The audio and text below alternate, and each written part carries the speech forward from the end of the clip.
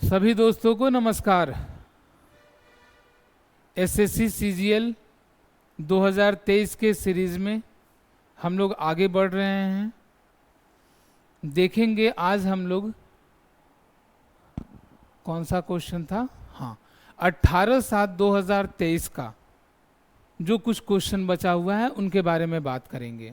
देखते हैं क्वेश्चन को बनाने का क्या तरीका है, किस तरीके से बनाएंगे, कहाँ फॉर्मूला का यूज करेंगे, कहाँ डायरेक्ट क्वेश्चन बनेगा, इन सभी चीज़ों के बारे में बात करते हैं। चलिए देखना शुरू करते हैं।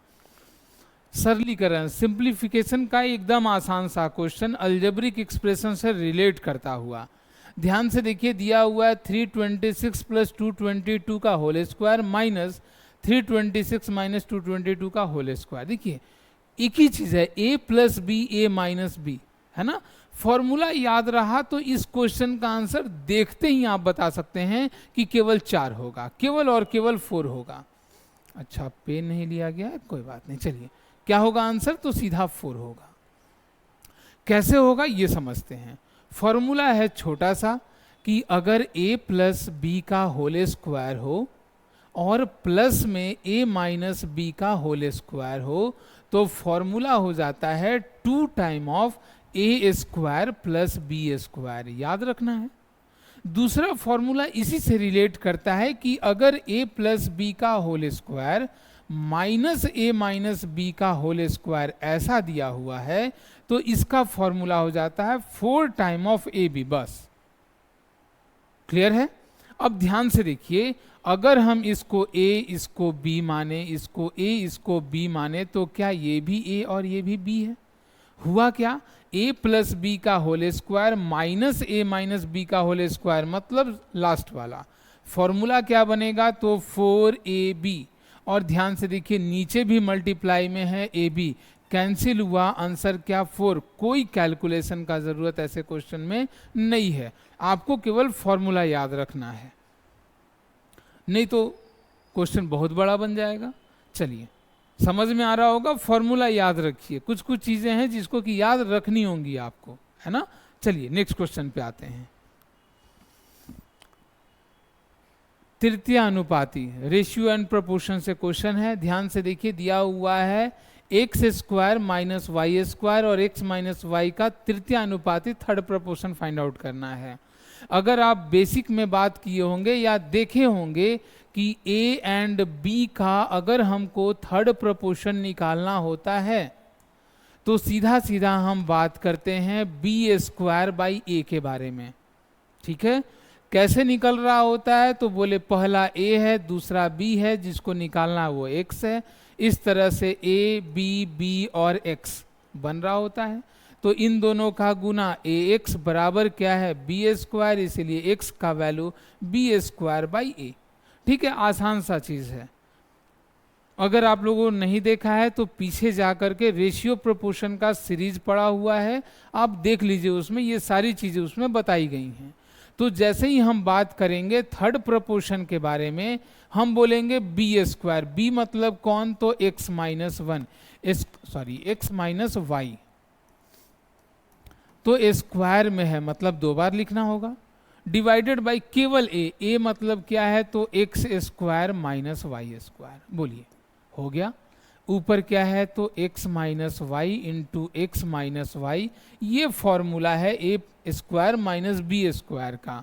तो ये तो सब कोई को मालूम होगा कि x प्लस वाई और x माइनस वाई होता है। देखिए माइनस से कैंसिल हो गया, बचा x minus Y by X plus Y. Answer कौन सा है, ऊपर माइनस में ऊपर माइनस नीचे plus, answer is second, x minus Y by X plus Y. इस तरीके से क्वेश्चन बनाएंगे, आपको फॉर्मूला याद होना चाहिए। ओके, चलिए नेक्स्ट क्वेश्चन पे आते हैं हम लोग। डिस्काउंट से रिलेटेड क्वेश्चन है, कॉन्सेप्चुअल है, कॉन्सेप्ट समझ करके आपको बनाना है। पहला कहा, एक दुकानदार नीचे दी गई 2 छूट संबंधी योजनाओं की पेशकश करता है, मतलब डिस्काउंट देता है। किस तरीके से, पहला 10% और 15% का डिस्काउंट, और दूसरा 5 वस्तुओं की खरीद पर 2 वस्तु मुफ्त देता है। बताना क्या है किस योजना में छूट प्रतिशतता अधिकतम है, विच scheme has the maximum discount, किसमें डिस्काउंट सबसे ज्यादा मिलेगा। चलिए बारी बारी से देखते हैं। अगर हम ए के ऑप्शन के बारे में बात करते हैं 10 और 15, तो क्रमिक छूट का फॉर्मूला होता है a plus B minus A B by 100। ये होता है कॉम्बिनेशन का। तो बोलिए पहला दिया 10, दूसरा दिया 15, माइनस 10 गुना 15 बटा कितना है 100। कैलकुलेशन एकदम आसान है। 10 और 15 के बारे में बात करेंगे तो 25 और माइनस एक जीरो खत्म, 1.5 कहने का मतलब है 23.5%। पहला से अगर बात करेंगे तो डिस्काउंट के रूप में 23.5% मिलेगा।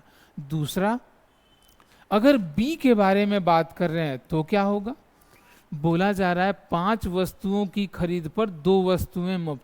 वस्तु के रूप में डिस्काउंट नहीं होता है, डिस्काउंट जब भी मिलेगा पैसे के रूप में मिलेगा।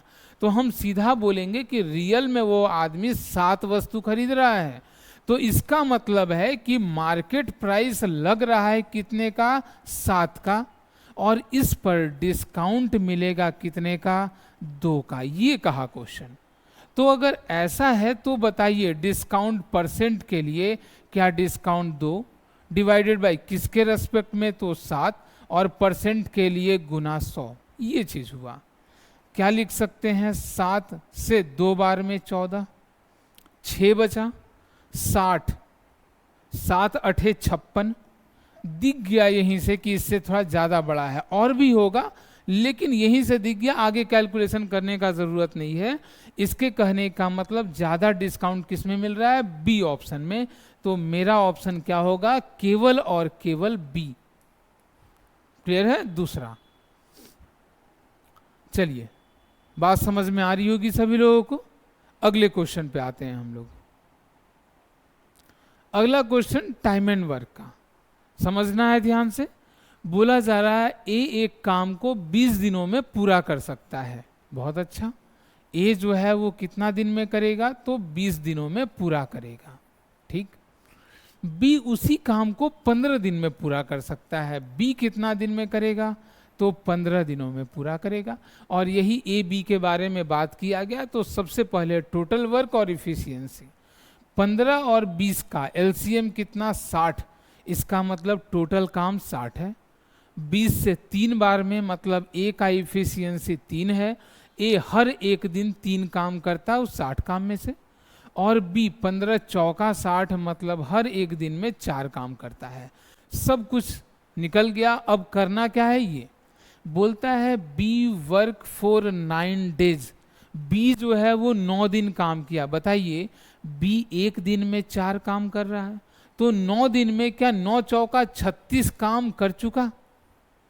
इसका मतलब बचा 6 4 10 का 0, 1 3 4 और 2 6, 24 काम और बचा हुआ है। किसको करना है, एंड लेफ्ट द जॉब, वो छोड़कर चला गया, अब उसके बारे में नहीं सोचना है। In how many days can A alone finish the remaining work, बाकी बचा हुआ काम ए कितने दिनों में करेगा। तो ए एक दिन में कितना काम कर रहा है, 3, तो 24 काम करने में 3 अठे 24 सीधा समझ सकते हैं, या डिवाइडेड बाय कितना, इसका इफिशियंसी कितना बार में आया, 8 बार में। हम सीधा आंसर बता सकते हैं कौन सा होगा, 8 डेज। ठीक है। इसका मतलब बचा हुआ काम ए को करने में कितना दिन लगेंगे, तो केवल और केवल 8 दिन। चलिए नेक्स्ट क्वेश्चन पे आते हैं हम लोग। ट्रिग्नोमेट्री का बहुत अच्छा क्वेश्चन दिया हुआ है, sine X minus Y by sine X plus Y, again tan x plus tan y by tan x minus tan y। जैसे ही आप फॉर्मूला के बारे में सोचिएगा बहुत बड़ा बनेगा, साइन ए माइनस बी का साइन ए प्लस बी का। क्लियर। तो ऐसे क्वेश्चन को हम लोग ऑप्शन जैसे ही देखे कि सब का सब न्यूमेरिकल वैल्यू है। न्यूमेरिकल वैल्यू जब भी हो सारे क्वेश्चन का, तो आप सीधा सीधा एंगल को रखिए और क्वेश्चन को बनाइए, आसानी से बनेगा।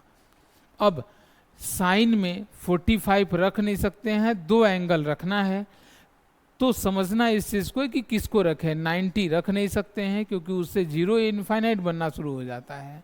इसलिए x और y का वैल्यू 60 और 30 रखते हैं। हमने बोला कि x का वैल्यू 60 डिग्री और y का वैल्यू कितना 30 डिग्री। अब करना शुरू करते हैं, बोलिए साइन x माइनस वाई 60 में से 30 गया, मतलब कितना डिग्री, तो केवल 30 डिग्री। ये लिख रहे हैं, आपको लिखना नहीं, एग्जाम में डायरेक्ट इसका वैल्यू रखना है। चलिए वैल्यू ही रखते हैं, समझ में शायद सब लोगों को आ रही होगी बात, है ना।